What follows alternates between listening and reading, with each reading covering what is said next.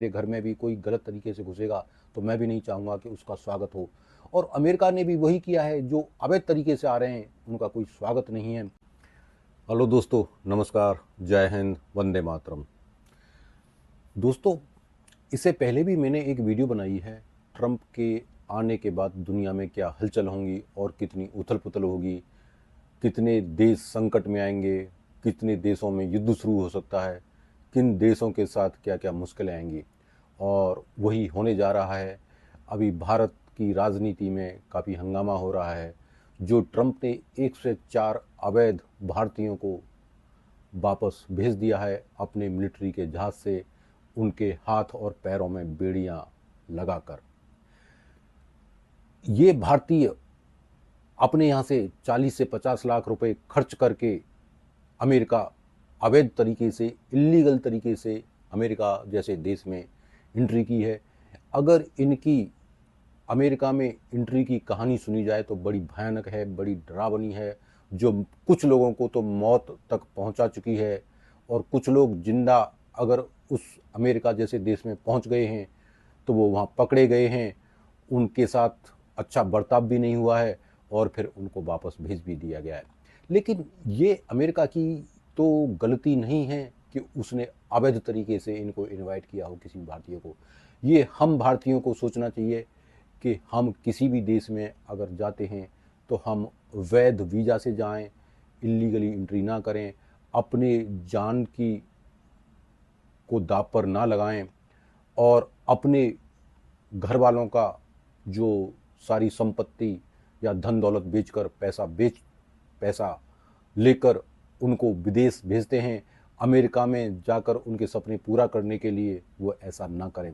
अब इसके ऊपर हमारे देश में संसद से लेकर जो विरोधी पार्टियां हैं वो मोदी सरकार को क्रिटिसाइज कर रही हैं, उसे ताने दे रही हैं, उसे शिकायत कर रही हैं कि इन भारतीयों को जहाज में भरकर इतने बुरी तरीके से क्यों भेजा गया है।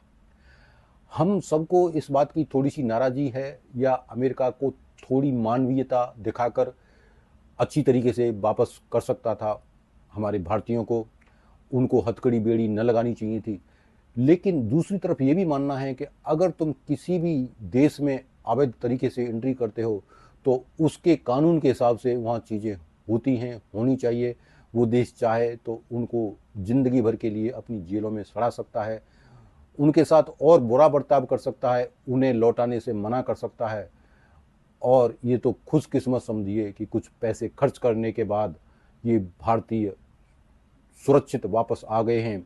कितने ही भारतीय जो पहुँचे हैं उनकी एक एक कहानियाँ सुनेंगे तो कोई कई देशों से गुजर कर गया है, कोई समुद्र के रास्ते नावों में बैठ कर गया है, किसी ने बॉर्डर पार किया है, 15 फुट ऊंची बाउंड्री को पार करके फिर वहाँ पकड़े गए हैं।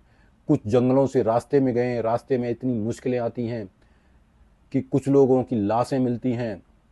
और इनको ज्यों ज्यों रास्ता इनका पास होता है, जो इनके दलाल होते हैं जिन्हें डंकी के जरिए भेजा जाता है, वो बीच बीच में पैसे मांगते रहते हैं।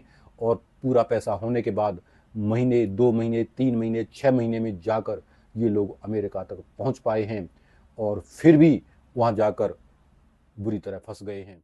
अभी ट्रंप के फैसले पर जो भी हमारे भारत की विपक्षी राजनीतिक पार्टियां हैं जो विरोध कर रही हैं या नाटक कर रही हैं, उनको ये समझना चाहिए कि वो अपने देश के हिसाब से फैसले ले रहा है। ट्रंप अपनी देश की सुरक्षा के लिए फैसले ले रहा है।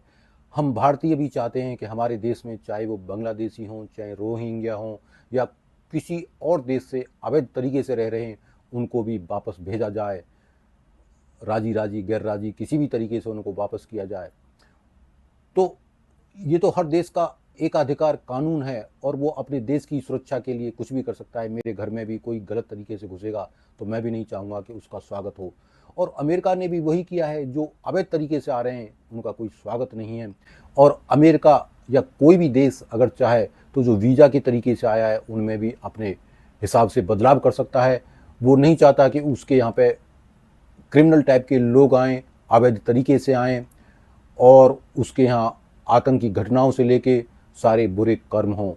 तो इस हिसाब से देखा जाए तो ट्रंप अपने देश के लिए भला कर रहे हैं और हम अपने भारत की सरकार, मोदी सरकार से भी यही अपेक्षा करते हैं कि हमारे देश को जो अवैध तरीके से घुसपैठिए रह रहे हैं उनको भी विदा किया जाए, उनको भी वापस भेजा जाए।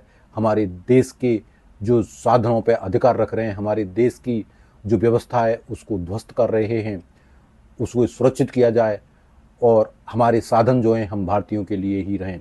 हम भारतीयों में इस तरह की जागरूकता आनी चाहिए कि कितने भारतीय और मोस्टली पंजाबी लोग कनाडा से लेके अमेरिका में जो उस कंट्री में जाने लायक नहीं है, उसकी शिक्षा नहीं है, फिर भी वो पैसे के दम पर एजेंटों के द्वारा अमेरिका और कनाडा या और देशों में जाते हैं और इस प्रयास में उनका पैसा भी बर्बाद हो जाता है और कई बार उनकी जान से हाथ भी धोना पड़ता है।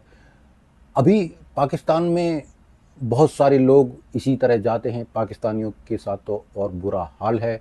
पाकिस्तानियों की कई नावें अक्सर कर समुद्र में यूरोप को पार करते हुए समुद्र में पलट जाती हैं, डूब जाती हैं। बहुत सारे पाकिस्तानी नागरिक जो 40-50 लाख रुपए देकर एजेंटों के द्वारा यूरोप में घुसने की एंट्री करते हैं या और अमेरिका तक जाते हैं, उनकी तो पैसे भी जाते हैं और जान भी चली जाती है। तो हम भारतीयों को ये देखना चाहिए कि हमारे देश में इस वक्त इतने पैसे अगर वो एजेंटों को देते हैं तो इतने पैसे में कोई धंधा पानी बिजनेस कुछ भी शुरू किया जा सकता है और वो अपने देश में इज्जत के साथ रह सकते हैं।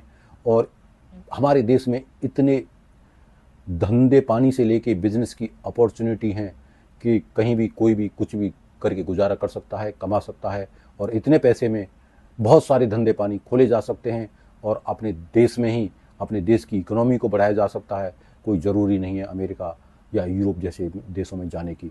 हम भारतीयों को अपने देश को ही मजबूत करना चाहिए और अपने देश में रह के धंधे बिजनेस करने चाहिए और हमें इस बात को समझना चाहिए कि हर व्यक्ति अपने देश के लिए अच्छा कर रहा है और ट्रंप ने भी वही किया है और ट्रंप जो भी कर रहा है वो अपने देश के लिए अच्छा कर रहा है। अगर वो हमारे देश के खिलाफ है तो वो हमें समझना चाहिए।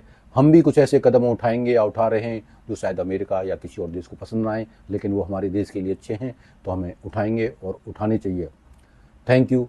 जय हिंद, जय भारत।